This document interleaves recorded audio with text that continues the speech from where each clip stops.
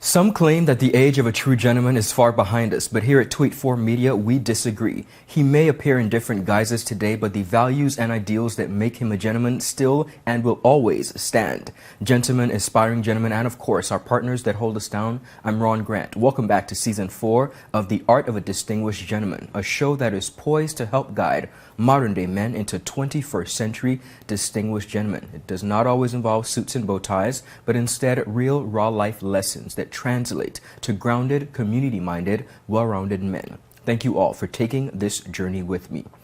Jeremy Vanterpool is by far a Virgin Islands treasure. He has been making love to his instruments and through music for quite some time, blessing us and really instilling the value of the art of music. Outside of that, he is a civil servant who has been serving the people and the public service of the Virgin Islands for quite some time. We are talking to the one and only, the highly talented, none other than Mr. Jeremy Vanterpool. We talk growth in the professional sector of the public service, as well as music and what makes him keep doing it. We'll be right back after a quick commercial break.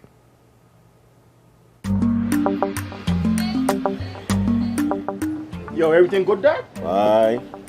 This thing got me one way, Daddy. What do you mean? Ever since I hook up with this thing, I can't eat, I can't sleep. This is the first thing I touch it when I reach home. What do you really?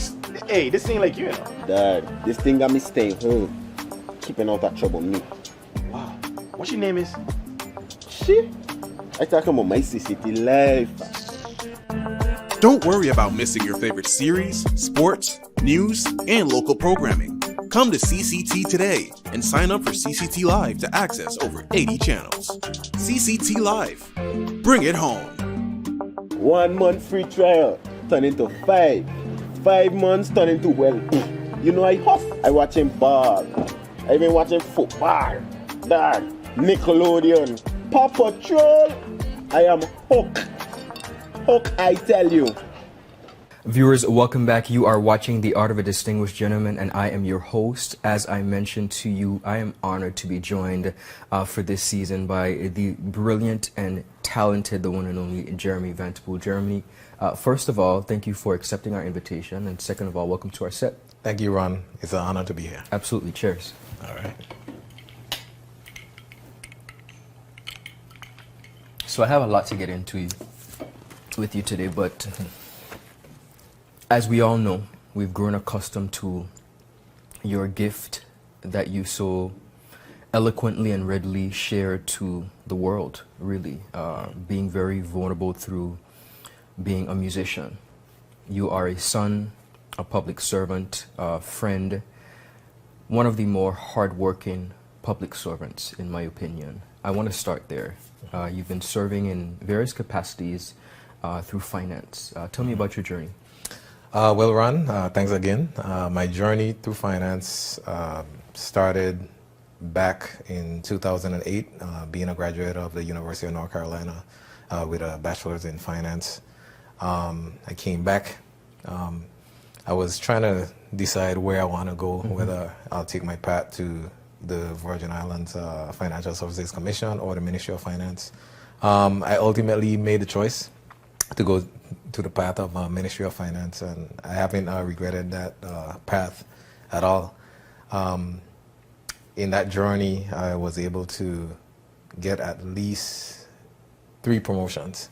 I went from finance cadet to budget officer to financial analyst, and then I took a slight hiatus, and I got the opportunity to be the chief operating officer at Financial Investigation Agency at the age of 29. So that was definitely an honor. And then after 5 years, a 5-year secondment, I came back to the Ministry of Finance, and now I'm the Deputy Financial Secretary. Deputy Financial Secretary. At the age of 35. At the age of 35, quite a hefty role. When you look at young professionals like yourself who are continuously taking up such leadership positions, what are you most proud of being able to serve in such a capacity? I'm most proud of being able to, take up a line, put my mark on a blaze that's been trailed. A trail that's been blazed so eloquently before me. So many greats in the finance sector. We're talking about from even Willard Wheatley. You have the minds of Dr. Robert Matavius. Of course, you had Mr. Glenroy Forbes. We have Mr. Jeremiah Fred, who is actually in the post right now. Yes, correct. We also have a number of other finance professionals, Clarence Faulkner, Ian Smith, my father, Hugo Vanterpool, who was actually the first general manager of the Development Bank of the Virgin Islands. So following this trail of professional people in finance, I had a lot of shoes to fill. And just being able to put my mark on that trail that's already been blazed is the biggest thing for me.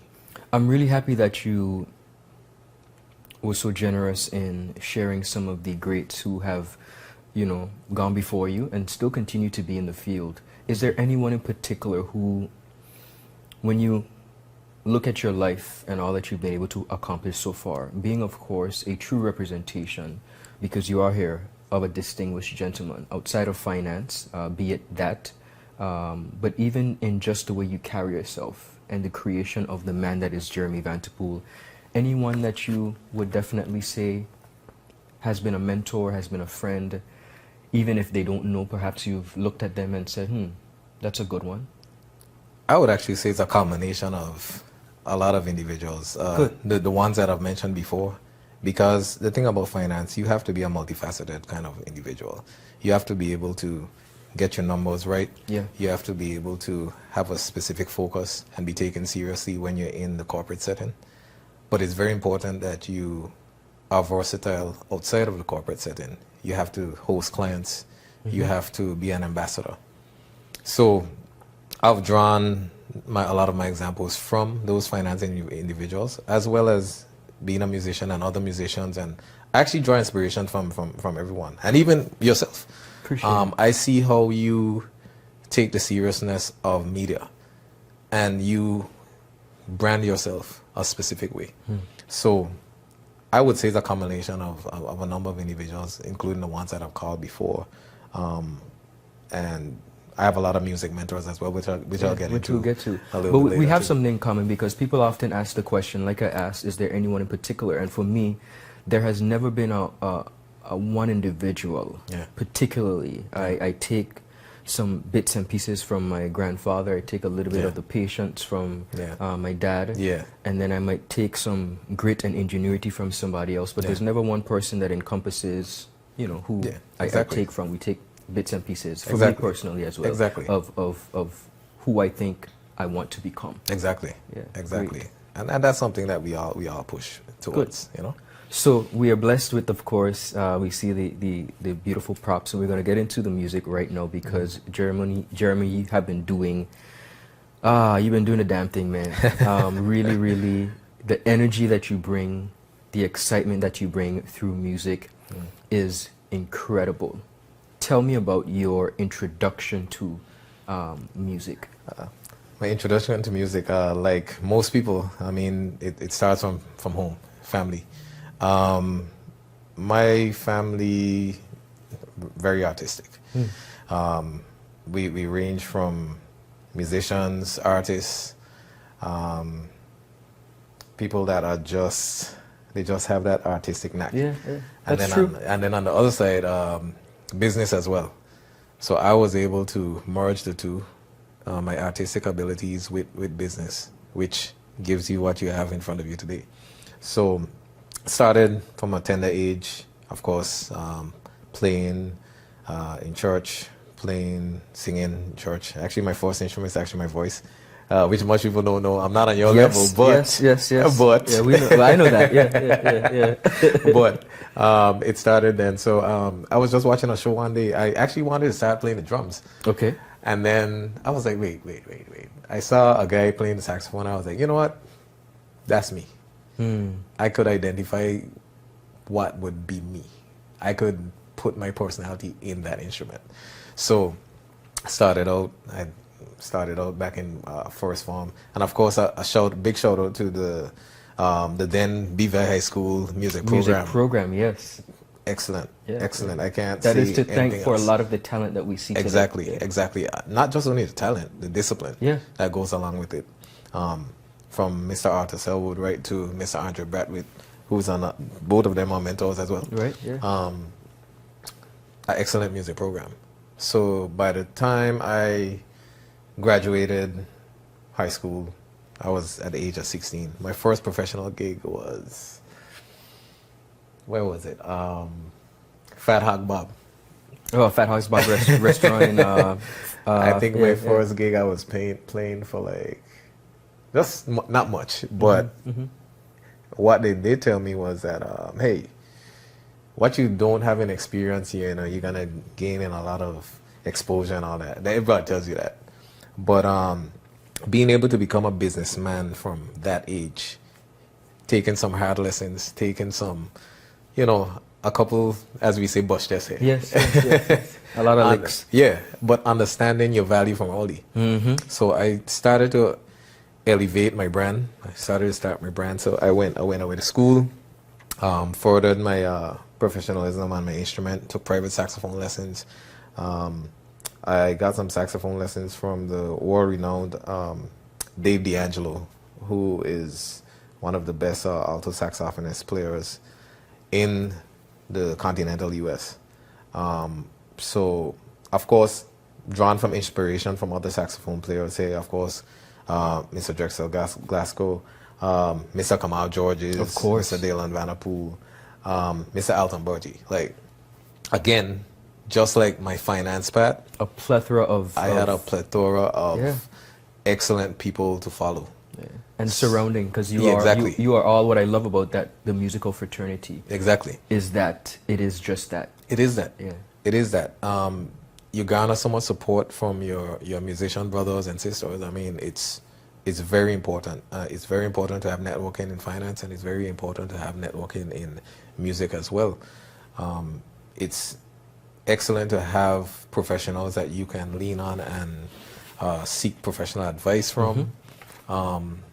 Even just seek regular guidance. You might just need some inspiration, just having a conversation. And I tend to draw my inspiration from a lot of different places and facets and Beautiful. different things. So we talked about inspiration, of course, and mentors and colleagues that really help to make the journey even better. And then you mentioned too, in our term as bus chess. Yeah. What are some of the difficult lessons that you've learned along the way, Jeremy, pertaining to being an artist? Being an artist, knowing your value early. A lot of times we don't know how to value ourselves, so we sometimes take anything that's given to us. We need to take things seriously. Like, we need to take how we present ourselves. It's not only your talent, but your whole branding. When people look at you, they need to see quality. From the time you step into a room, from the time you open your mouth, from the time you pick up your instrument, you have to set the tone. So a lot of times when we don't understand what we are worth and what we don't understand where we want to go, we get twisted in the wind a lot. So you have to know your identity first, as an individual, as an artist. Know your identity, know what you want to do, know where you want to go. That will dictate your path. That would dictate what type of gigs you take. That would dictate the quality of gigs that you get and how your clientele or your client base grows. So you have to know what you want. So you don't just figure it out one time. Agreed. You might look, you might emulate. You look at what's out there. You look at what you might want to do. Or you just have an idea that's probably not fleshed out as yet. But if you can see the potential of it, that's the important thing. So you need to know your identity. That way you dictate what you demand as a professional. And that's just in general. I am so happy that you mentioned that, because there are some lessons that I could honestly take away from what you're saying as well. In knowing your value, that's something, and when I say it, persons tend to take it the wrong way. But there is something called the prostitution of gifts, That's very true. where persons who perhaps don't recognize their value, just give the gift away, right? Yeah. So always saying yes. As an artist or a musician or a creative, saying yes for little to no value. Yeah. And I think that it is important. Your advice is so imperative that professionals within the field, of course, there's room to grow. Yeah. The what you would have been paid at Fat Hogs Bob is way back in the days, not what you would accept now. Exactly. Okay, but you understand and you respect your gift enough to not prostitute it. Exactly, and that's a very important point, Ron. The prostitution of gifts. You have people that are out there to exploit. And you have to understand that not everyone has your mindset. You might be, the thing about being an artist, you usually have a pure mind or a pure intention when you are in the middle of your gift. You're in the middle of sharing your gift. Yeah. You have pure intentions. Not everyone does. Agreed. You need to learn to read people early. Read the room. Read what the intentions of other people are. It's not as easy to find out until time exposes that. Great advice. Absolutely But, great you need advice. to actually do that. And in knowing my value, I started off from playing at gigs to actually starting my own concert series to actually now traveling the world and actually, still being on stage. And it's just an adrenaline rush to just be on stage, and the language of music, you just spread that message. So knowing your value, it kind of catapults where you're going and your altitude. You could not have said that any better. And beautiful people, speaking of the talent that is Jeremy Vanterpool, I want to take you on a bit of a musical journey. So if you have not ever experienced the art that is music and the vulnerability that Jeremy shares, take a look.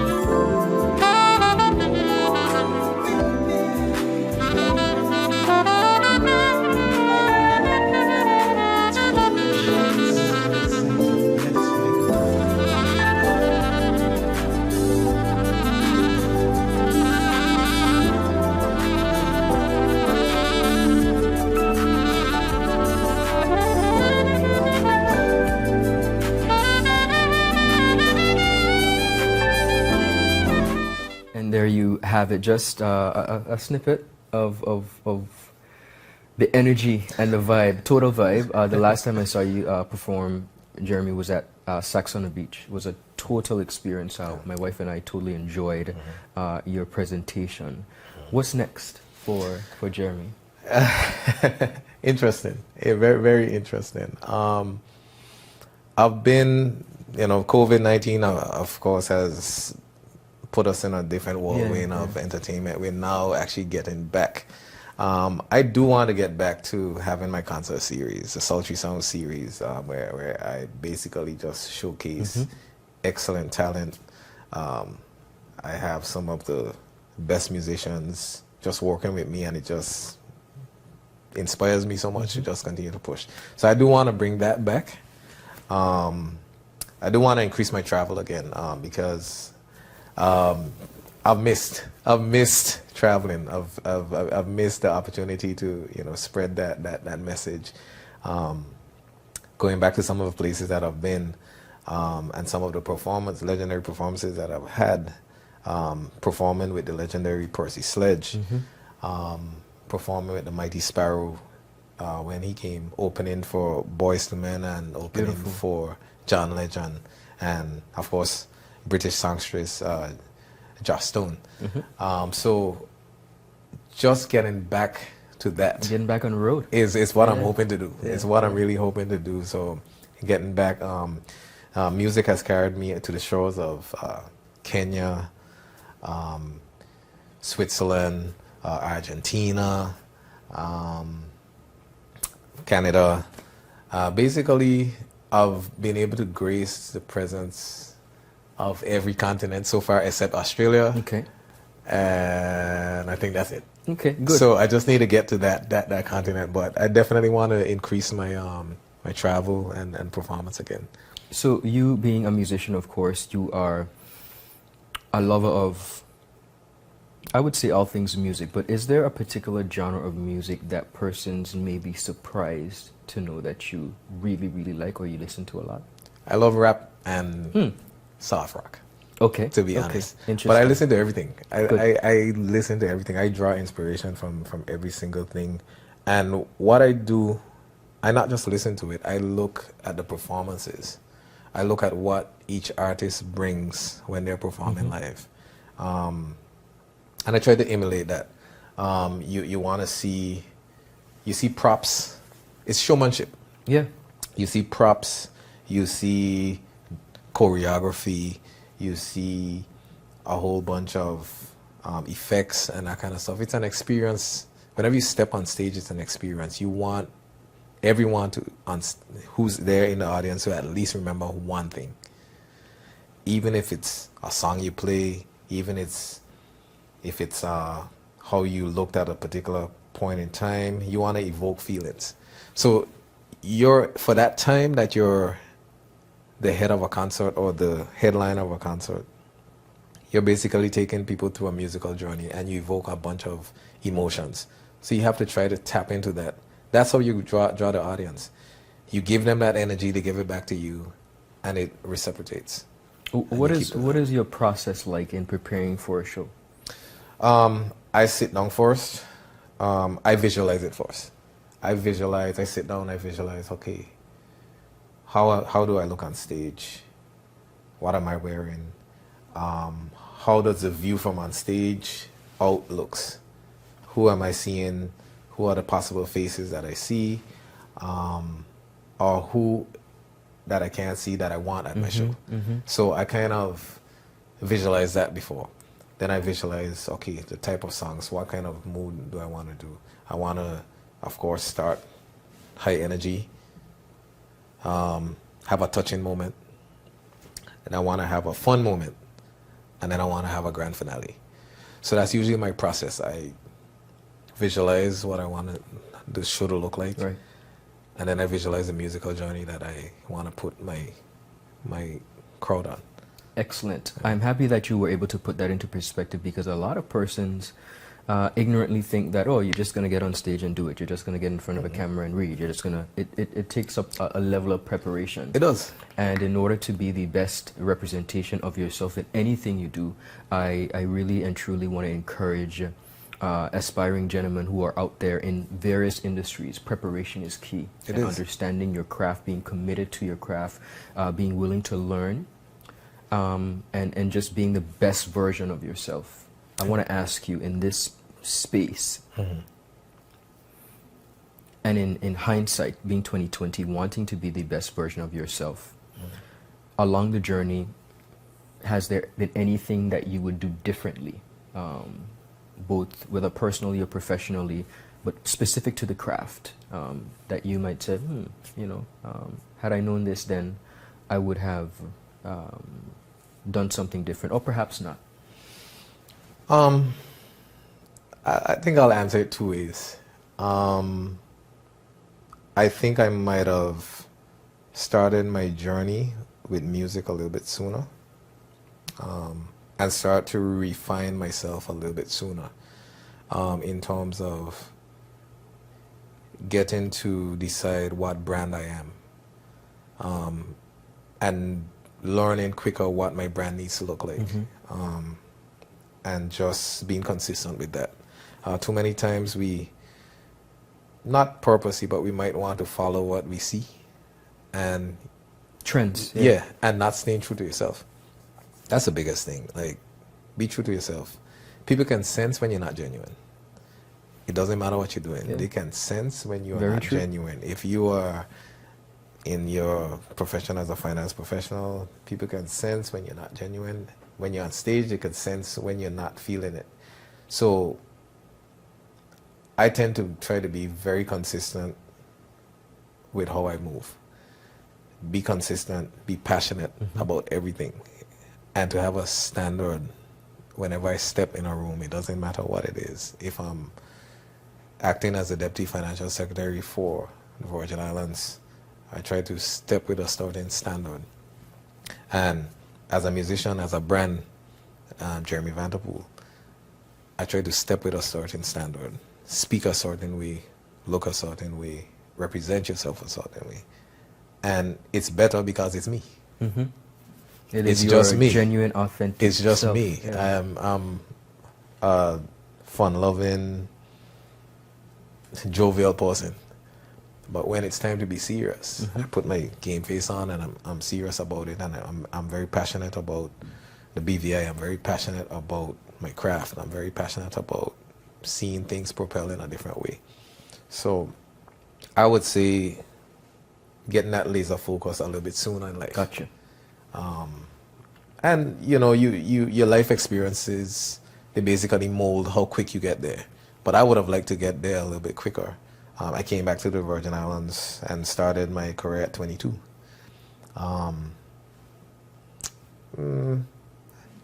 Maybe before I left, I started, molding myself. But, things won't happen before it's time. True.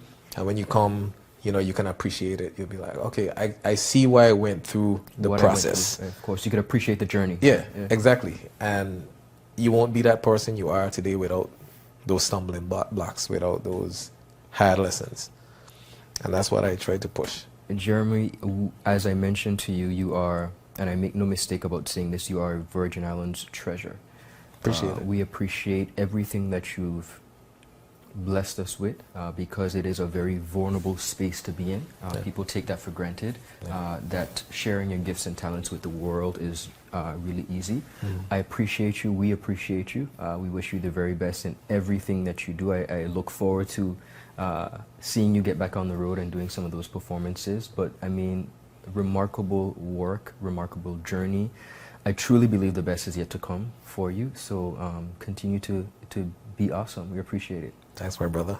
You're most welcome. Thanks for having me again. You're welcome. All right, great. Viewers, as mentioned, I was honored to be joined by the one and only Mr. Jeremy Vanterpool. We are in the heart of Season 4, featuring the very best and brightest of the 21st century distinguished gentlemen here in the Virgin Islands. Season 4, I'm so excited. I'll see you later. The wait is over. CCT Fire is here. Experience ultra fast download, seamless streaming.